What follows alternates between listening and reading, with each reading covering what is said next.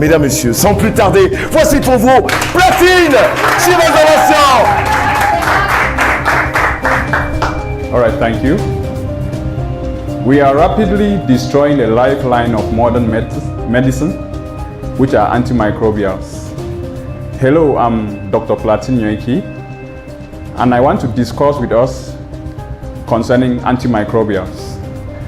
Back then in 2019, we received a 40-year-old lawyer known as John. John came in with difficulties to breathe. He had a high fever and he had a severe chest pain. We hospitalized John for the management of a lung infection that was of bacterial origin. Few days later, John only got worse. Now, as he got worse, we tried changing antimicrobials, but everything we did was futile, as John died few days after hospitalization.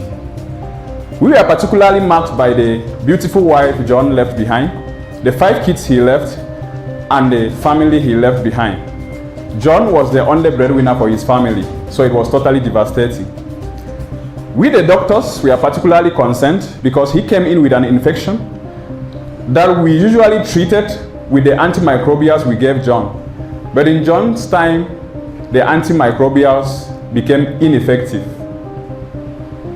The story of John highlights the story of 1.3 million people that died globally in 2019 from antimicrobial resistance.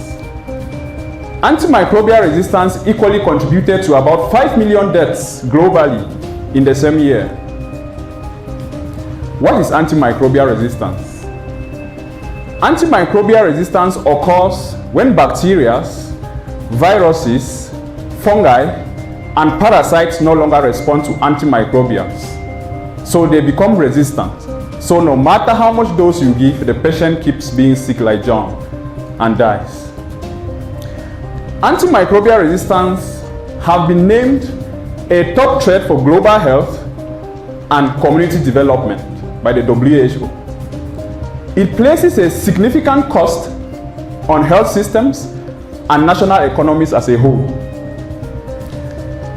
It is unfortunate that it is we humans seated around here that contribute to antimicrobial resistance. How do we contribute to creating antimicrobial resistance? We do this by antimicrobial misuse like antibiotics, antifungals, antivirals, antiparasitics. We misuse them when we have a different disease, but since we don't usually consult, we take another drug to treat a different disease. That's antimicrobial misuse that leads to the resistance. We also misuse antimicrobials by overdose or overuse. When a doctor prescribes for 5 days and we take for 7 days. So humans are at the center of antimicrobial resistance development. You and I seated here are at risk of dying from a common infection, like a common cold, maybe malaria sometimes, because malaria medications are becoming ineffective because we have abused them so much that sometimes kids die in the hospital even after taking the best malaria treatments we have. It is so sad that we are heading into a future where treating basic diseases like malaria, pneumonia, wound infections will become very difficult, and a lot more people are going to die from these superbugs. We therefore have a moral responsibility to look into what we can do to prevent this from escalating. We are heading to a future where treating simple things like surgical procedures, treating people with cancer will become very difficult because these are patients who are always vulnerable to infections. Now, what we can do as humans is to look into ourselves and understand the principles of using antimicrobials. You might think that it is something of the doctors or something of the nurses, but it's totally a no, because antimicrobials are particularly abused by those who are ignorant, who are not in the health field.